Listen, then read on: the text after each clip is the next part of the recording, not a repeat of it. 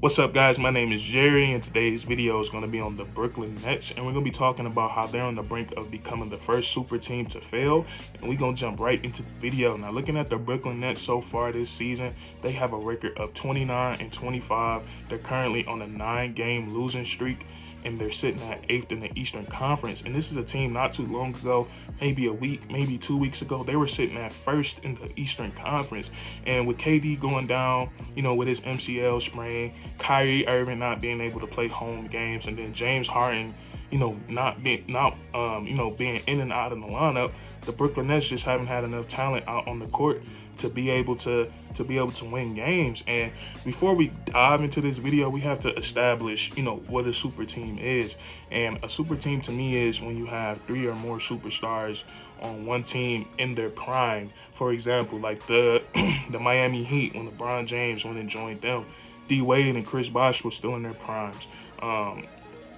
When LeBron James went back home to Cleveland, Kyrie Irving, Kevin Love, still in their prime. And then, the Golden State Warriors, probably the craziest super team of all time, when they had Stephen Curry, Klay Thompson, Kevin Durant, Draymond Green. And then, those 3 teams, they were able to win championships. So now, it seems like that, it seems like the clock is ticking for this Brooklyn Nets squad. And we have to kind of, we have to rewind to see how, we have to rewind a couple of years to see how they built this team.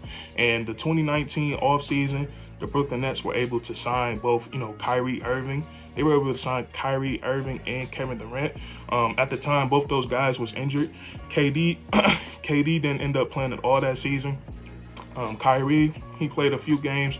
Now we fast forward to the 2020-2021 season, and due to COVID, the season started on Christmas. On Christmas, we got to see the Brooklyn Nets against the Golden State Warriors. And, it's the first time we've seen Kyrie Irving and Kevin Durant share the court together. And to me, it was a thing of beauty watching, watching them 2 guys as skilled as they were play together. And I feel like they had a really good chemistry with each other. And, watching that game, it seemed like, these 2 guys are going to be able to, play off of each other. And then another thing that team had was, they had role players. They had Jared Allen, they had Taurean Prince, a 3-and-D player. They had Karis LeVert. Spencer Dinwiddie was injured, but they had him. They had Joe Harris. So they had guys that can, do the little things that that will help Kyrie Irving and Kevin Durant.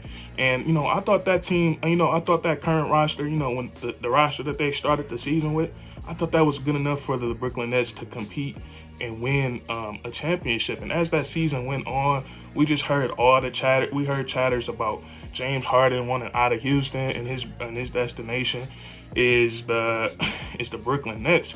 And me hearing that, I'm like, that's not gonna happen. No way.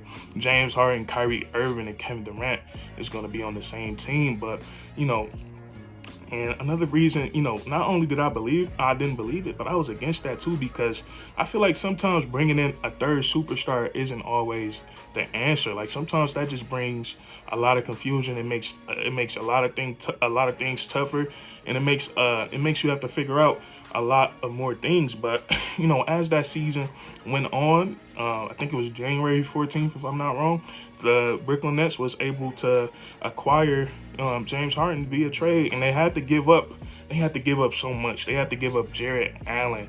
They had to give up Karis LeVert. They had to give up Taurean Prince. And then they didn't trade away Spencer Dinwiddie, but they had to let him walk ultimately in free agency because, they just couldn't, they couldn't pay him. So with the Brooklyn Nets giving up those guys, Jared Allen, who I think was snubbed for the All-Star this season, he's having a historical season. He has the opportunity to be the first player in NBA history to average 15 plus 10 plus while shooting 70% from the field. They gave up Karis LeVert. They gave up Taurean Prince, who's a good 3-and-D player in this league. And the only player who they ultimately, kept was, Joe Harris, who we haven't seen too much of this season because he's been hurt. And then, he didn't hit his open shots at all in the playoffs last year. So, that's something we have to factor in. So, post the Harden trade, we didn't see too much of that big three together, but when they did play together, I think they were like undefeated. I think during that season, I think they were like 13-0, when they shared the court together. But, there was just a lot of different factors that, that played into them not being on the court that much together. Kyrie Irving taking leaves, taking at, just, I know you guys remember when he just left the team, he didn't let nobody know. He just he just left, and the Brooklyn Nets found out when they found out. He left for personal reasons, and that's cool. But the thing is, you gotta let your teammates know. So, and then KD or Harden, they will have different little knick-knack injuries that would keep them out for a couple of games. So you fast forward to the playoffs, they beat the Boston Celtics in 5 games, I believe, and then they get to the Milwaukee Bucks. They get to the Milwaukee Bucks, and Kyrie Irving, he comes down on his ankle really badly, missed the rest of the series. James Harden, his hamstring started to act up again, and he was a shell of himself out there in that series, and it was really just Kevin Durant. We saw him put on one of the most historical and dominating playoff performances of all time. And if he didn't have those size 18s on, the Brooklyn Nets would have been in the Eastern Conference Finals. So, that's how that first go around ended. And now we get to this season. And now players have to be vaccinated to play, in the city of Brooklyn. And Kyrie Irving, he's a man. He's a person that, calls himself to be woke, and he's a spiritual person. So, he believes in his human rights, and he said he's not going to, take no vaccine. And he basically said he doesn't care if he's missing out on that money. He doesn't care if he's not out there on the court. He's not taking that vaccine, and at the end of the day, that's his choice. And we can't hate Kyrie Irving for that. And that's just something that the Brooklyn Nets have had to deal with this season. And as this season, the Brooklyn Nets are still one of the best teams in the Eastern Conference without Kyrie Irving playing. You still got James Harden and Kevin Durant. Both those guys are tremendous basketball players, playmakers. So they're going to win some games. And then, as the season goes on, Kevin Durant having an MVP caliber season, he goes down with the MCL sprain that's going to keep him out for about 4 to 6 weeks. So that happens, and now James Harden is he's probably panicking because we all know James Harden went there to get a free ring. James Harden is ring chasing right now. James Harden is scared that he doesn't want to be the next Carmelo Anthony. He doesn't want to be Charles Barkley. He doesn't want to be one of those NBA legends that's never won a ring. So with Kevin Durant being out, they start to lose more games, and then Kyrie Irving still not being able to play at home games. James Harden is looking around like, oh man, I gotta get out of here. So now we seeing these rumors and these reports. James Harden's, he's not happy in Brooklyn. He doesn't want to be in Brooklyn. And then we see a different report saying, James Harden wants to be in Brooklyn. He wants to win a championship with this team. And then today is the last day for the NBA trade deadline.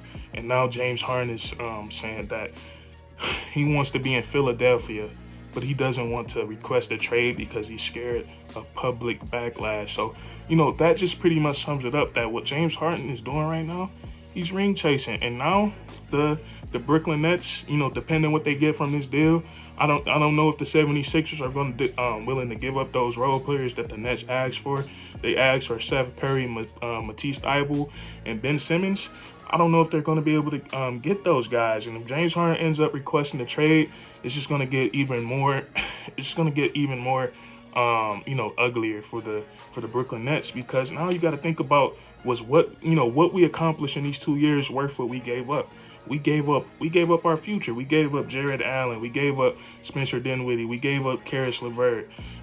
So, and now, and even if they do trade James Harden, they'll be getting Ben Simmons in return, and they could use him on the defensive side of the ball, and then they could also make life easier for Kyrie Irving and Kevin Durant when it comes to scoring the basketball. But then you still have to worry about Kyrie Irving not being able to play at home. So the Brooklyn Nets, honestly, they're up, they're up in cahoots right now. And it's going to be really interesting to see how this plays out. But, that's why I said this team is on the brink, in the first super team to fail. So we're going to see how this plays out.